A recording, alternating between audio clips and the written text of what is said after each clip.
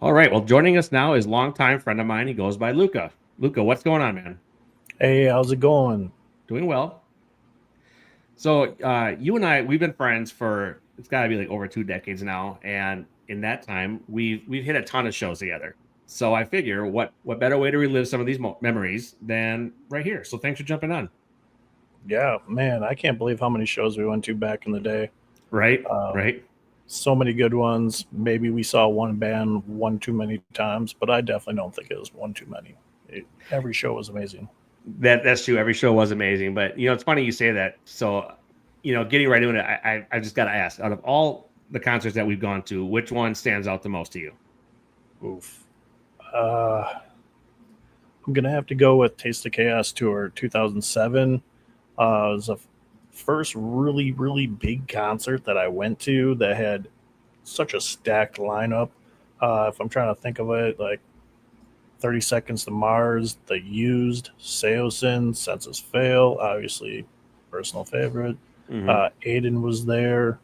Um, man, it was just loaded. Oh, Chiodos, cannot forget Chiodos, Yeah, can't forget about amazing Kyoto's. Yeah, band. yeah, So yeah. it was a cool way to fall in love with a lot more bands after seeing them live.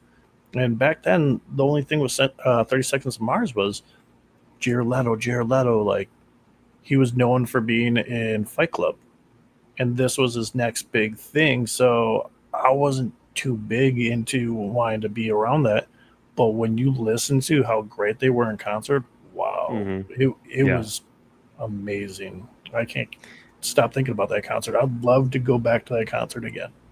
yeah, yeah. 2007 was a good year, and it's so funny with you say about 30 Seconds of Mars. Like a lot of people knew him as an actor and everything, and they're like, oh, he fronts a band too, and it kind of happens to be the music that we like, and they turn out to be really good. So yeah, it definitely caught a lot of people by surprise. So I totally agree with you. The 2007 Taste of Chaos tour was great. The one that stands out the most to me was when we saw Census Fail together in Arizona. I mean, Hmm. we've seen it a few times, but this one was different. And, for the audience out there, for context, you live in Arizona. I'm in Wisconsin. You moved to Arizona, like how many years have you been in Arizona now? It's been like 12 years now, man. 12 years. Wow. Yeah, time flies. Yeah. But Yeah, it with really that, does. yeah. And with that, you randomly called me up one day and you're like, "Hey, Census Fail is playing near me. They're doing a meet and greet. They're doing an acoustic set before their actual live show. You should fly down here and make a weekend of it." And I wasn't sure at first. I was just kind of like, "Oh man, I'm not sure if I can make it happen." But then a few days later, I get a text from you and you're like, "I bought the tickets, meet and greet, acoustic set, live show, 2 tickets, the whole thing. Like, get down here." I was like, well, at that point, I had no choice. I had to get myself a flight to Arizona for that. And, I'll tell you, it was worth it because the meet and greet was great. They took the time to chat with everyone. The acoustic set was super cool. And the live show was just classic Census Fail. And what I loved about it is that the whole thing was so spontaneous. And that's what made it so memorable for me. It just wasn't another local show. It was just that full experience. Hmm. It's cool seeing different venues. I've kind of like adapted to the venues here in Arizona compared to Milwaukee, how they're all so old up there. And down here, you go to a strip mall and you go see, you have no idea that there's a venue there. So, kind of checking out that Census Fail show here was a lot of fun. Uh, the band has evolved so much. So to Mm-hmm. get to do the meet and greet and meet all the new guys, I think you had some crazy good conversations with a couple guys. Just hey, what are you all about? Like getting to know them, and I think that was the most real part of the whole entire thing. Was getting to see how the band evolved and see what their taste in music is and what brought them to Census Fail. Right, right. Yeah, it's funny you say that because the conversation is because, yeah, during that acoustic set, we just had so much time to talk about things. And I think we're going to talk about one of my other experiences coming up, but with Wisconsin roots. And they're kind of like, what's that kind of big sausage looking thing that you eat that's really not that good for you? And we're like, oh, brats. And you don't really get that in a live show. You get that in that intimate acoustic setting when there's only like, 20 of us just sitting on the floor watching them play. So it was definitely pretty cool. Yeah, definitely awesome. The fact that Buddy from Census Fail is a Green Bay Packer fan from what his grandpa, that's Hmm. pretty cool too. So, rep anytime you rep any Green Bay Packer stuff, you know he's gonna call you out and say something. Right. Right. It's a great attention grab if you're gonna go to a show. For sure. So that Arizona trip was legendary for me. And this segues into the next point. Like, I also remember this another time you sent me a video from a different Census Fail show. It was one that I couldn't make down in Arizona, and you were with a bunch of your friends down there, and you just sent me a video, and all of you just roasting me for missing out, which I thought was really funny. Do you remember that? Yeah, you know what's funny? I only knew one guy in that whole entire thing. Everybody behind me I just turned to everybody. I'm like, hey, I'm gonna record this real quick. Can you guys all just say "F you, Billy"? They're like, yeah, we're in. So I just like turned the camera and started saying, being like "F you, Billy," and the whole entire crowd behind us just started joining in the middle of a concert. Yeah. It was a lot of regret that I couldn't make it, but that was funny because it was something I missed out on. But another standout show for me was when we were in our home state before you moved to Arizona, when we were both here in Wisconsin, and is what made that special. It wasn't even the performance. It was, I mean, the show itself was awesome, but it was what happened after the lights came up, and it was the crowd clears out, and we're hanging back, and you and I were talking about how great the set was. We're waiting for the line to clear out so we can just exit and get back to our car and drive home. But then out of nowhere, Buddy, vocalist for Census Fail, he just strolls past us. He goes to the bar like a regular dude, gets himself a beer, and we looked at each other. We're like, okay, we have to go say hi. And we go up there and we start with the usual, like, oh, we're big fans. We've been listening to you since your early days from day one. But kind of like what you said before, that the conversation shifts, and suddenly we're talking like casual bar talk. And again, it turns out he has Wisconsin roots. He's the same age of us. You mentioned the Green Bay Packers. He loves that same football team too. And we just start naming players. We're reminiscing about seasons. It was just surreal, just a down to earth, real good dude. Oh yeah, absolutely amazing. And shoot, you even had another show that you went to where band members are coming on a yellow card.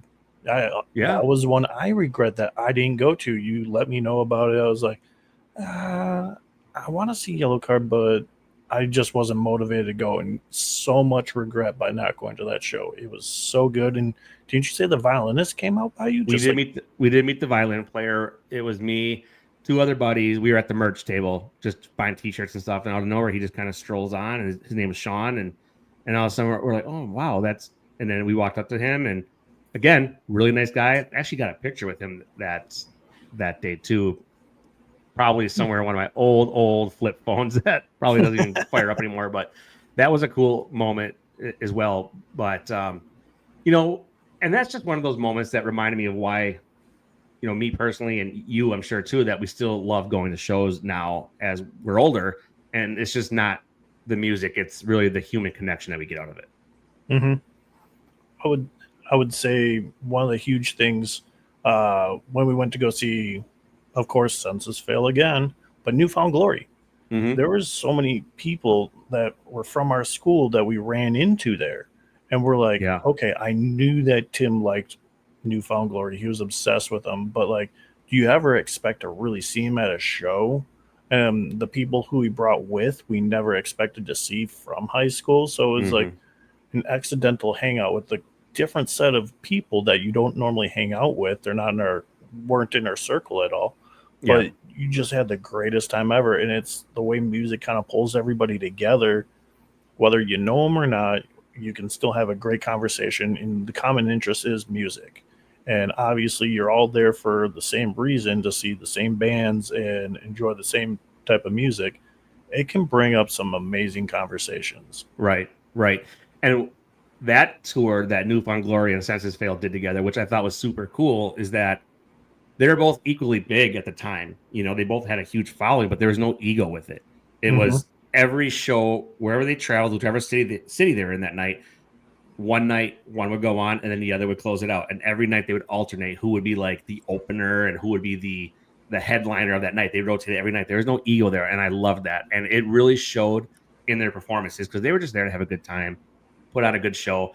But you're so right. We ran into so many people we knew. We're like, oh, like, hey, I haven't seen you in how many years? And again, it's just that way music connects people.